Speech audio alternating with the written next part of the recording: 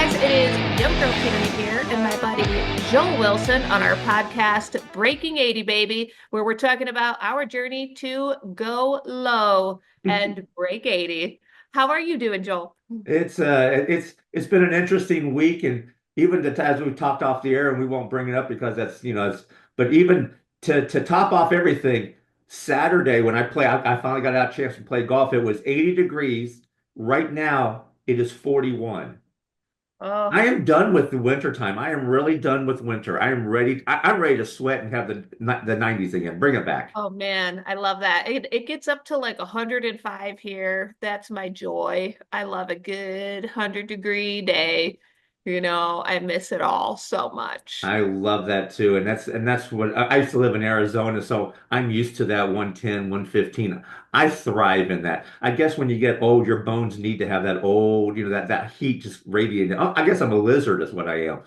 Yeah, I think I definitely am too. I think it definitely helps to keep the joints mobile. You're not tightening up from the cold weather. I'm sure you've experienced that type of play. Yes. So have you had a chance to get out and play?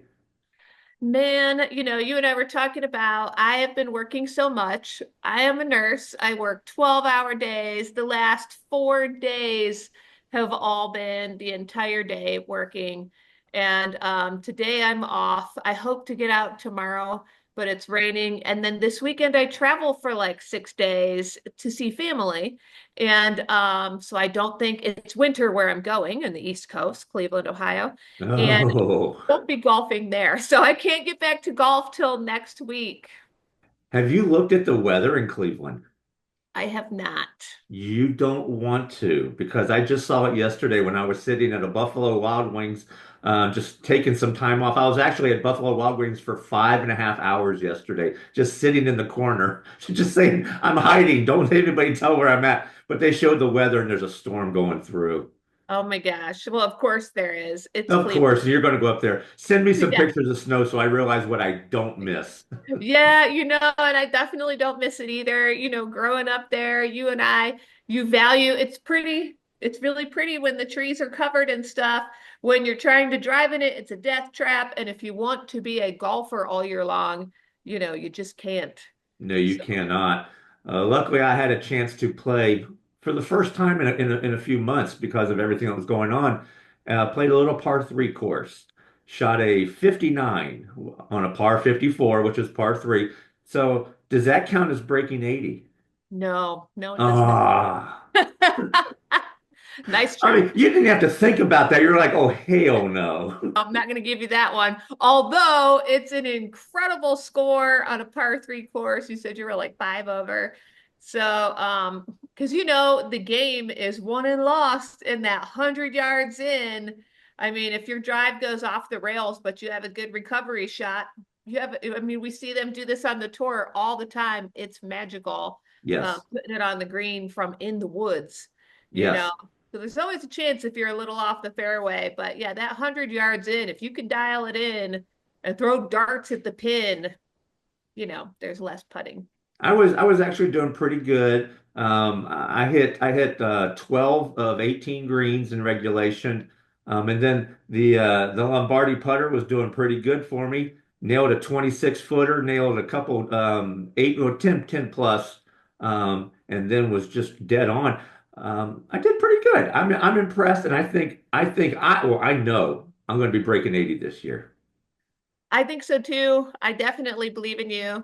We got April to look forward to where you're Oh golfing yes. like every single day.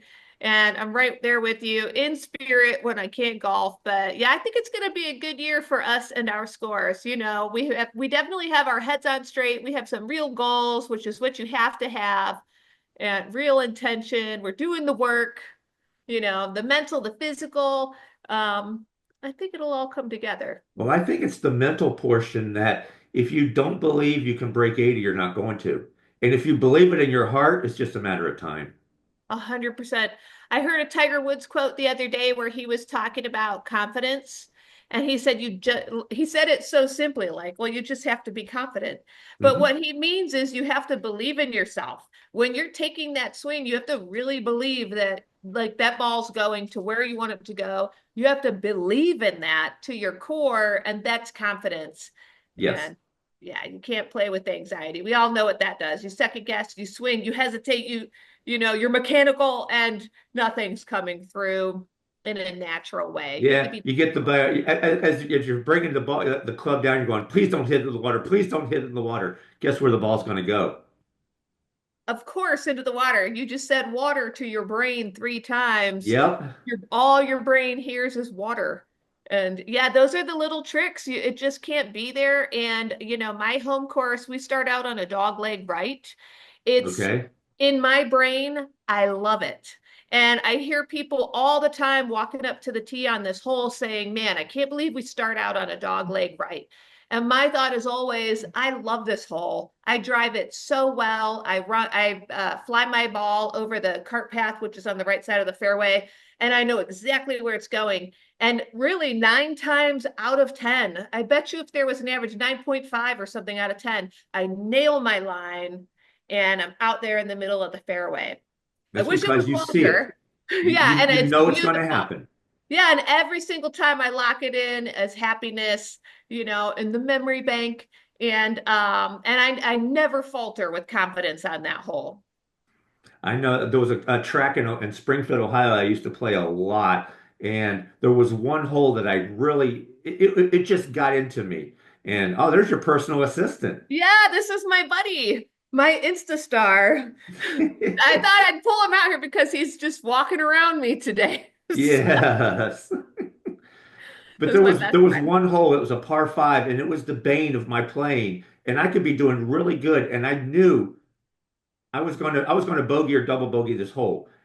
And I would double bogey the hole just because I thought in my head, I have a hard time with this hole. And last time I played it, I'm like, okay, this time I got it. I hit a beautiful shot. It's a dog leg left. Hit a beautiful shot, laid up, which is unusual for me. I even laid up on my second shot and thought, wow, I might be able to do this. And as soon as I stood over the third shot, I'm like, oh, this hole has really got me. I chunked it. I flew the green, ended up double bogey in the hole. And it's like it's all in my head.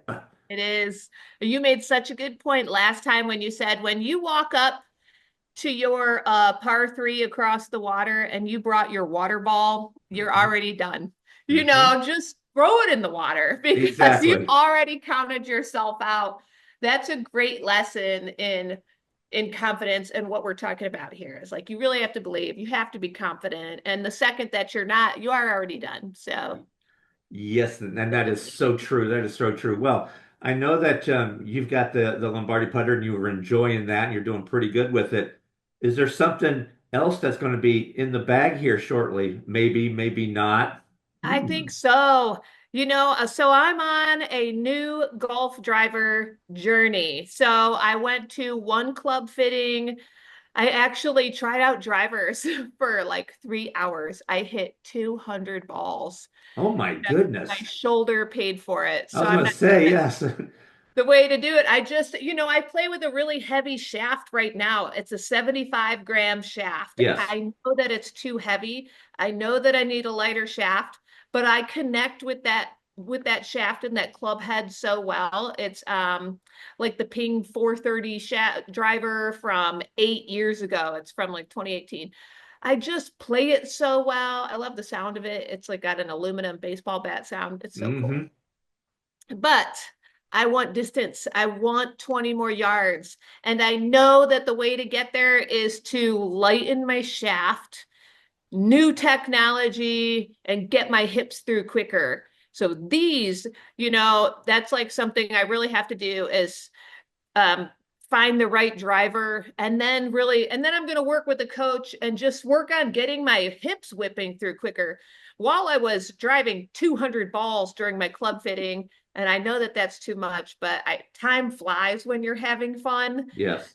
I had no idea I was doing it for that long, but I'm loving the Cobra driver and their Uh-huh. That's a good one. technology. Yeah, the new Cobra driver has a QR code on the head that you can scan with your phone. It will take you to a site and it will ask you which way are your balls going, right, left, center, right? So, and then you can take the head off and you can dial the shaft. And I think there's a dial on the shaft, and it will tell you if your balls are going a little bit right, and mine were right of center, not far right, not for right, but right of center. And so it said to dial these two numbers. And so we did that, and it just straightened right out. So the new Cobra driver with the QR code on the head, really cool technology. And yeah, really cool technology. So I'm kind of way into that. I tried out everything. I'm not an AI smoke driver. There's a lot of all the companies make a forgiving club head now. Yes. So like the AI smoke has the forgiving sweet spots, Hmm. so does TaylorMade, so does Cobra. Everybody's got these everybody's sorted out the technology to have a better drive and more sweet spot. But I like this Cobra driver. What I did learn was my Uh-oh. swing speed was way disappointing. So Well, that I could found be that you that, swung the club 200 times. yeah, and that's, to be fair, that's true. And I came after work. It was a shorter work day. So I want to come fresh next time. And then I want, start fresh. So that's why I Mhm. didn't commit to a driver that day. But I know what I like. I want to come back and try a couple different shafts with the Cobra driver head. And maybe I'll end up with a different club head anyways. But I was working on 40 grams, 55 grams seemed to be like a good sweet spot.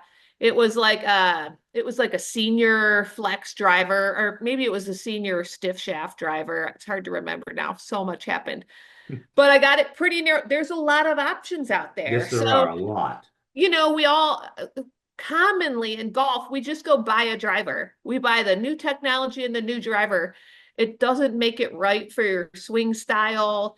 And as much as I really liked the look of the TaylorMade, and as much as I didn't want a senior shaft for whatever reason, that's dumb. It was the right weight and the right like flex or stiff shaft, and the women's shafts are never exactly right for me. They're too light. Yes. So I've tried those. We tried everything. So I'm dialing it in. My understanding is you may not get it the first time when you go to a Hmm. club fitting, but it's important to really thoroughly like vet the process. And if you're a serious golfer like you and I, there's no sense in wasting $600 on a driver, that is not exactly right for you. Put a little bit of time in. I would say it's a big purchase because it is, but more importantly, it's an important purchase. So Exactly. Exactly. Even though you're going to hit it maybe 12 to 14 times around, that's going to be a lot of your distance right there. If you're hitting the ball 200 yards, 12 times, that's a third of your distance right there on 12 different shots. Make sure they count. totally. And you and I have talked about, you were talking about you need more gers to get to breaking 80, and I do too. You can't be getting on a green and three on a par four and expect to break 80. Although I do get my irons and my chipping pretty close. So I have a lot of one putts, even when they're long. I have an Yes. overconfidence in my putting, thanks to Lombardi putters. But Hmm. I do love to putt, and I trust myself putting, but so after analyzing my game carefully, I've realized I need a longer drive by maybe 20 yards to get myself to where I can, maybe three wood if it's a long par four, or just some nice irons into the green. Yes, and that's how I know I feel that way because I'm a little longer off the tee. There's no par five that I cannot reach into or three. I mean, there's nothing I can't do on the par five. I have a Callaway driver. That's my Big Bertha. I love that thing, and it has an adjustable head as well. And unfortunately, I don't have the QR code to say this right here, and so it's all hit and miss. So I'll go to the driving range and say, okay, if the ball's going a little right, what do I do? Adjust. Whoa, that didn't work. I was going further right, so then I got to keep adjusting and make sure you've hit a good shot. And I've got it down pretty good where I'm in the fairway a lot of the time. But you're talking about greens and regulation. I played the little par three course. It's called Arrow Golf Course. It's right by the airport, which is why it's called Arrow Golf Course. I played it before my surgeries of cancer, and then I played it again. But I kept the same scores because I keep a book with all my scores because I'm a geek about all that sort of stuff. So I cool. hit four more greens in regulation than I did the first time, and I improved my score by 4 strokes. That is telling right there. Hit more greens, you're going to score better. The data tracks, the Exactly. data correlates. Fitzy, I don't know if you know Fitzy, who carries his like notepad around with him when he golfs, Matt Fitzpatrick. So we'll call you Fitzy now. The data tracks, it correlates. There, it's absolutely true. So I know what I It's all need. my Yeah, I stuff love right that. here. So awesome. So I know that I know what I need to do, and I need to get a longer drive, and that's going to be a big part of my goal. And backspin on my chipping because I have some narrow greens, bunkers on each side. I want backspin coming out of the sand because I Yes. want it close when I come out of the sand.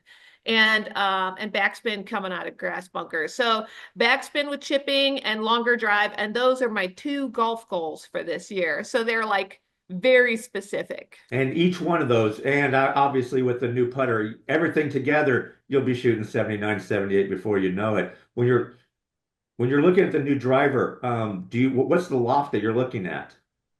We played from 9.5 to 12-degree loft, but we landed on a 12-degree loft for that driver and that shaft combination.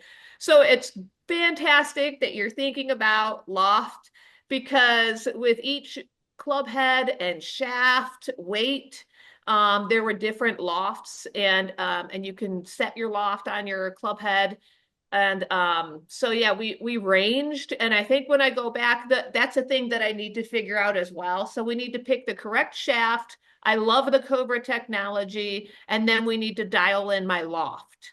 And that may change as I get more swing speed. Now Which I by have the my way, personal assistant. yeah. Oh, I love that. I love it. Yeah, which by the way, so I learned some swing speed numbers. The LPGA's average swing speed is around 98 to 106 miles per hour. Hmm. And then their ball speeds are like 140, 130 miles per hour. I thought I was reading my ball speed at 100 miles an hour, and I was like, oh, I'm there, dude. No, I'm not. My swing speed is around 80 miles per hour or 78, which is actually the average swing speed for women who are not professional golfers. Well, So you're a woman who's not a disappointed. professional golfer. I know, but I was so disappointed because I consider myself really strong and really athletic. So I'm definitely thinking about what am I doing wrong, And Nelly Corda, I mean, I'm not going to say that I'm stronger than her, but when I look at some LPGA players and some PGA players, they are like beasts, like Rory and stuff. But when you look at Scheffler or Fitzy, they're not exactly beasts, right? So who's the Exactly. best player in the world, So Well, that's how it is. I know that my driver is a 9.5 degree driver, and I'm looking at going to an 8.5 degree driver just because I'd like to. I might obviously be carrying a couple drivers depending on the conditions. It gets a little breezy here around the ocean. People don't realize that we get the ocean breeze that's coming off, and you get that ball up in the wind, and that could be the difference between carrying the edge of the fairway or being in the rough just because you've got a 20-mile-an-hour wind blowing off the ocean. And if I can keep it down below the trees and still get the rollout, if my carry is 240, but I'm getting a 30-yard rollout, I'll take that over a 260 and a 10-yard rollout. yeah, I mean, you're absolutely right. And we get a lot of wind Yes, here. you do. If you get that, you should plan for it. And if you're playing in different regions and you know you have more and less wind, you might as well dial it up, dial it down, or have a couple drivers for sure. And Yeah, it's funny you I'll say just that. carry three drivers and three putters and all Yeah, this. I mean, I got 27 back clubs in the bag, no problem. The yeah, caddies don't have to just keep worry them in about the that. trunk. Keep them in the trunk day to day. Today's a high wind day. My trunk is a mess of golf gear. So Actually, you should have two bags, a high wind bag and a low wind bag kind of thing. Actually, I do have my par three bag, which all it had in it was a sand wedge, a gap wedge, and a Lombardi putter. That's all I had in it. Oh, I also carried a 10 iron because I wanted to play around with my 10 iron. I hadn't had a chance to play with it for a while, so. a 10 iron. I have never even seen a 10 iron. It's kind of like a pitching wedge. It's an old, but I love it. Just I remember one hole. It was a par three, and it was a par four. I'm sorry, and I parred it with one iron, 10 iron, putt putt. Wow. And I doubt if anybody in the Myrtle Beach area has ever gone one iron, 10. In fact, I would doubt anybody in the United States lately has gone one iron, 10 iron on back-to-back shots. I would love to know the percentage of who owns a 1 iron and a 10 iron. And in fact, if you're watching this and you find it through my link on my Instagram at Magical Miss K, send me a message if you are playing with a 1 iron or a 10 iron, Mhm. baby. I would love to hear the data. I'd love to get some feedback. Who's got this in their bag?